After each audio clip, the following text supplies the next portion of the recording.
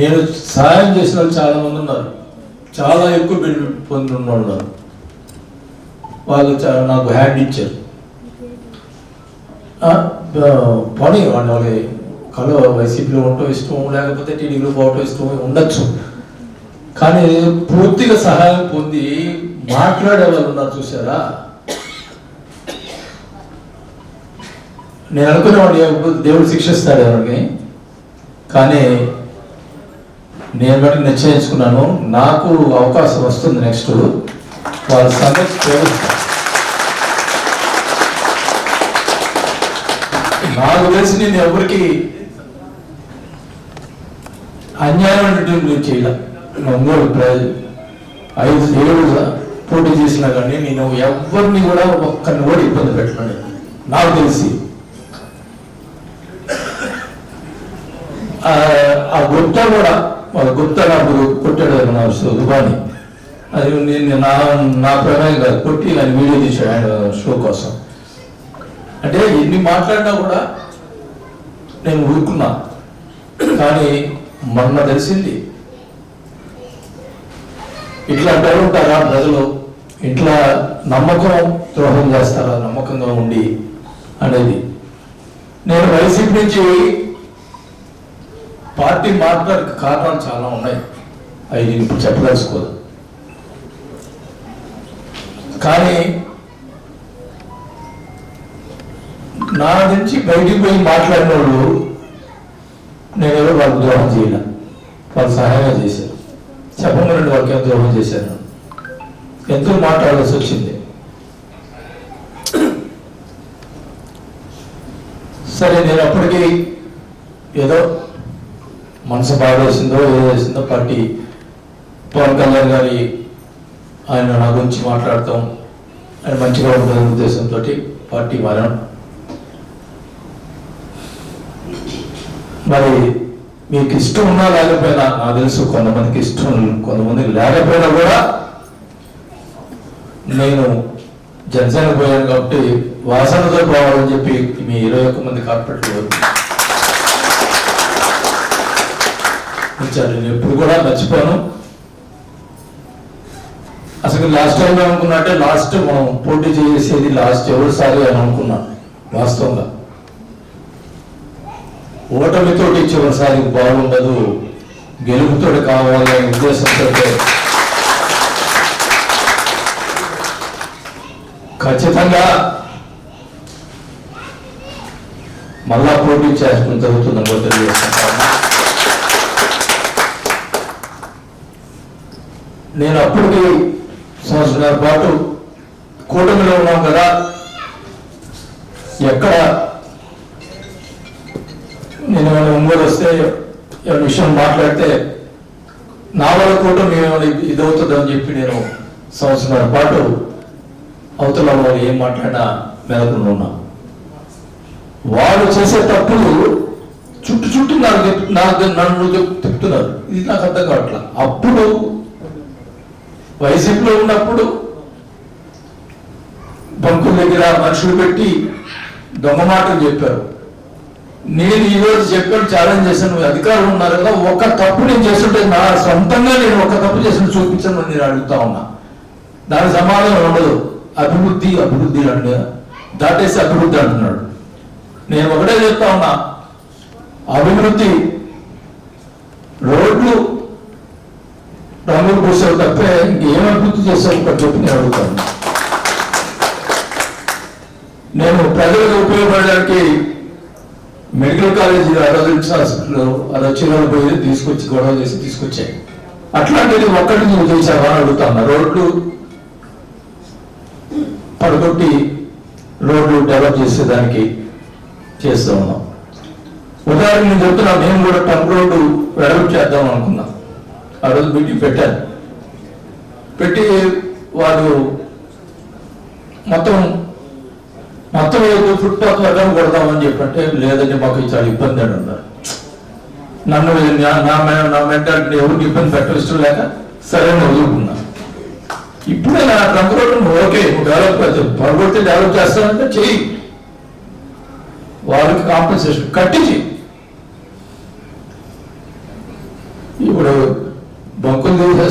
వాటిని అన్ని చేస్తూ ఉన్నాం. కానీ మంచి పని చేసేటప్పుడు మంచిగా చేయి, చెడుగా చేయొద్దని అడుగుతా ఉన్నా. ఎంతమందో ఇబ్బంది జరుగుతూ ఉంది ఒంగోలులో.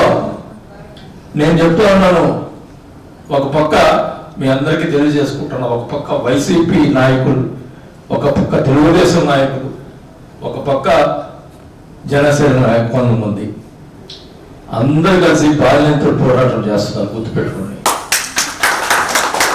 నేను మీ అందరి నాకు ఈ నాయకులతోటి ఎవరితో నాకు అవసరం లేదు. మనకు ప్రజల్లో ఉండాలా, ప్రజలు బలం ఉంటే, మీ అందరి బలం ఉంటే నాకు చాలు. నేను దేనికైనా పోరాటం చేస్తాను చేసుకుంటాను. ఇప్పుడు జరుగుతున్నటువంటి వీటన్నిటి కూడా నేను మొన్న చెప్పాను, వారానికి 2 రోజులు వస్తాను. ఖచ్చితంగా నిశ్చయించుకున్నాను. నేను ఒంగోలు ఉండడానికి నిశ్చయించుకున్నాను. ఖచ్చితంగా కూడా అన్ని రకాలుగా కొన్ని ఆర్థిక ఇబ్బందులు అవన్నీ కూడా సెటిల్ అయిపోతా ఉన్నాయి. అయిపోయిన తర్వాత అయిపోయినా కానీ నేను అక్కడ వచ్చి కూర్చుంటాను. అన్ని రకాలుగా నా కోసం పనిచేసిన వాళ్ళందరికీ నేను అండగా ఉంటాను. మీరు నాకు అండగా ఉండాలని చెప్పి కూడా నేను మరీ కోరుకుంటా ఉన్నా. మీరందరూ కూడా ఈరోజు ఈ కార్యక్రమానికి వచ్చినందుకు నిజంగా పాపం మన రమేష్ నాకు అన్నాడు, అదే చెప్పాను, ఇప్పుడు అందరూ నా మీదే కాన్సన్ట్రేషన్. వాస్తవుడు ఉన్నాడు కాబట్టి రమేష్కి ఇబ్బంది పెడతా ఉన్నాడు. అందుకు జనసేన ఆయన వైసీపీ నుంచి గెలిచాడా, కూటమి నుంచి గెలిచాడు జనసేన, మరి ఆయన ఇబ్బంది పెడతా ఉన్నాడు. ఏమంత అవసరం నాకు అర్థం కావట్లేదు. తప్పులు చేస్తున్నారు మీరు, తప్పుడు ఎత్తి చూపించే పార్టీ జనసేన అన్నారు. ఇంకా ఓకే, నేను అదే పనిలో ఉన్నా. ప్రతి విషయం కూడా బయట పెడతా, ప్రతి విషయం కూడా నేను ప్రజలకు వెళ్తా. చాలా ల్యాండ్ గ్రాబింగ్ చాలా జరుగుతూ ఉన్నాయి. వీటన్నిటి కూడా బయట పెడతాను. ఒక్కొక్కటి అన్నిటితో తీసుకుంటున్నా. డ్వాక్రా రూపంలో జరిగినవి అంటే అన్ని ఏం జరిగినాయో అన్ని కూడా బయటకు వస్తున్నాయి. అన్ని తీసుకున్నా, అన్ని బయట పెడతా. ఏం సందేహం లేదు.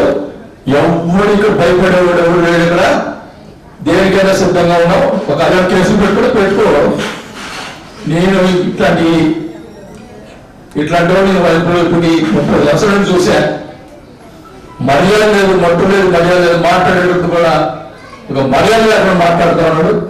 దేనికైనా కానీ అతని మడికి నేను ఊరుకునేది లేదు. నన్ను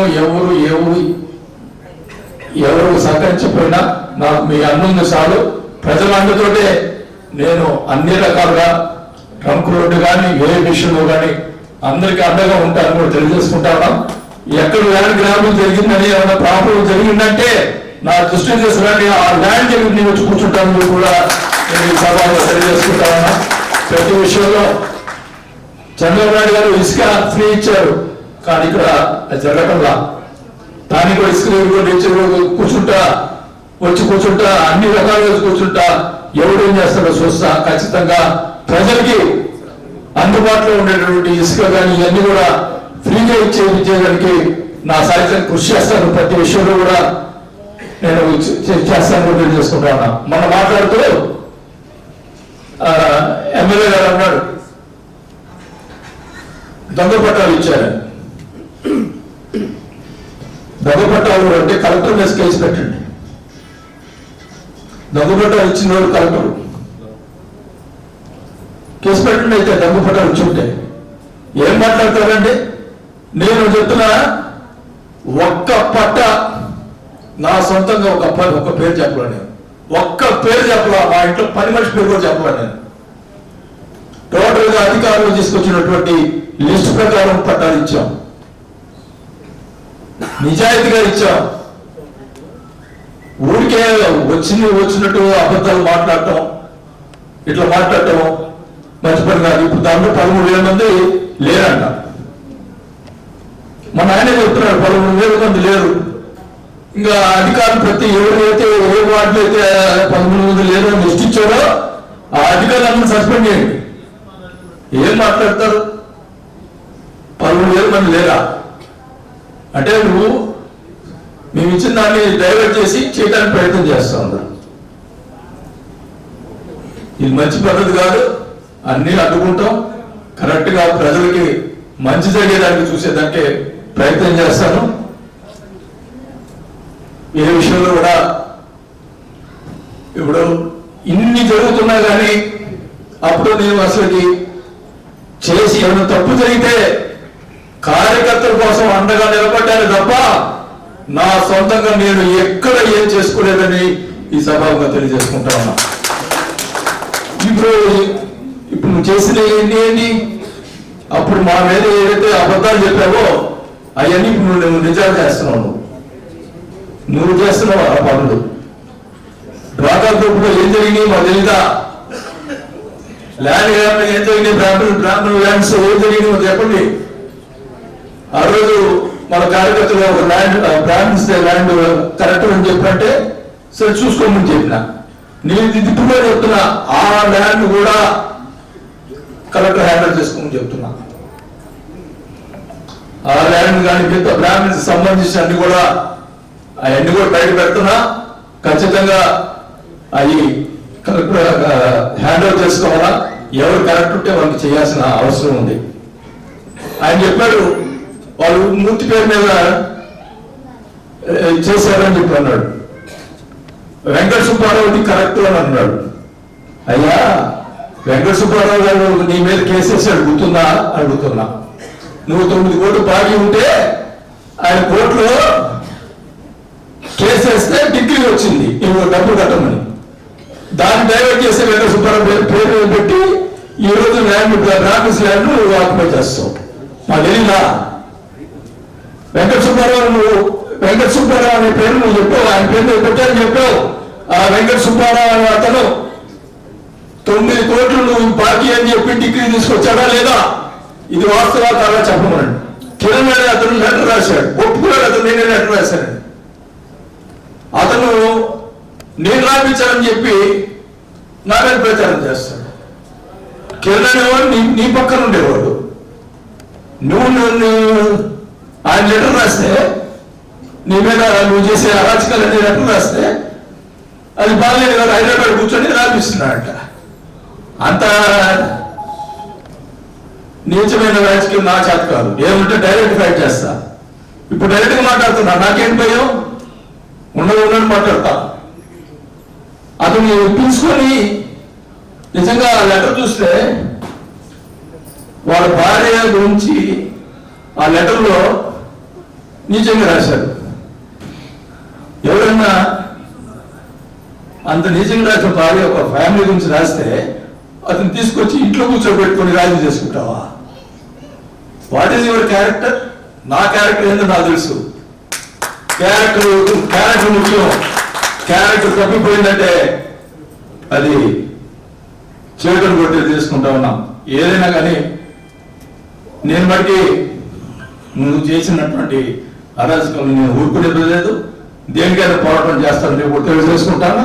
నాకు మటుకి ప్రజలు, ఎందుకంటే నేను కూటమి చేరినా కూడా నా పక్కన తిరిగితే వాళ్ళని హెరాస్మెంట్ ఎన్నో రోజులు ఊరుకుంటాం. దానికి ఒక సహనం ఓర్పు ఉంటుంది. సంవత్సరాలు ఓపిక పట్టాను. ఇంకో ఓపిక పట్టను. ప్రజల్లోకి వెళ్తాను, ప్రజలు చూసుకుంటాను, తెలియజేసుకుంటాను. నేను చెప్పింది చెప్పాను అనుకుంటున్నారేమో. నా బాధ, నా ఇది, నేను కొన్ని నిర్ణయం రాక కలిపా మా పైన తప్పు ప్రచారం చేస్తాయి. ఆ బాధ అనేది నిజంగా చేస్తుంటే ఆ బాధ ఉండదు. 100 కోట్లు సంపాదించుంటే అటు బాధ ఉండదు నాకు. కానీ నా డబ్బులు బాగొట్టుకున్నా, నా ఆస్తి బాగొట్టుకున్నా, నా మీద ప్రచారం, మా అబ్బాయి మీద ప్రచారం చేసి ఈ రకంగా చేసి నేను ఏం చేసినా కానీ 5 సంవత్సరాలు లాస్ట్ 5 ఇయర్స్ కార్యకర్తల కోసం చేశాను తప్ప నా సొంతంగా ఏది చేసుకోలేదని కూడా ఈ సభగా తెలియజేసుకుంటూ, మళ్ళా కూడా నేను ఎలక్షన్లో గెలిస్తే కార్యకర్తల కోసం చేస్తాను తప్ప నా సొంతం కోసం, నా కుటుంబం నుంచి ఎక్కువ నేను ఆలోచించలేదు. మరియు మీరందరూ కూడా, మనమందరూ కూడా కష్టపడదాం. ఈ 3 సంవత్సరాలు మనం ప్రజల్లోకి వెళ్తాం. తప్పకుండా మీకు మంచిది. మీరు నాకు అండగా ఉన్న వాళ్ళందరికీ ముందుగా మీకు మంచి చేసి తర్వాత నేను ఏమేమి చేసుకుంటా కూడా తెలియజేసుకుంటూ నాకు ఈరోజు మీరందరూ కూడా మళ్ళా కూడా మీరేమి అందరికీ కొంతమందిగా అందరూ రావచ్చు, కానీ కొంతమంది మళ్ళా కార్పొరేట్లు అవుతారు. అది నా గ్యారంటీ. మీరు సొంతంగా ఇండిపెండెంట్ గెలిపించుకునే అవకాశం నేను తెలియజేసుకుంటాను. ఖచ్చితంగా మన జనసేన నుంచి ఇక్కడ తెచ్చుకుందాం. మనము ఖచ్చితంగా కార్పొరేట్లు మనం గెలిపించుకునే అవకాశం ఉంటుందని కూడా తెలియజేసుకుంటూ, మరి ఈరోజు ఈ కార్యక్రమానికి వచ్చినటువంటి అందరూ కూడా మరి ఒకసారి నా ధన్యవాదాలు తెలుపుకుంటూ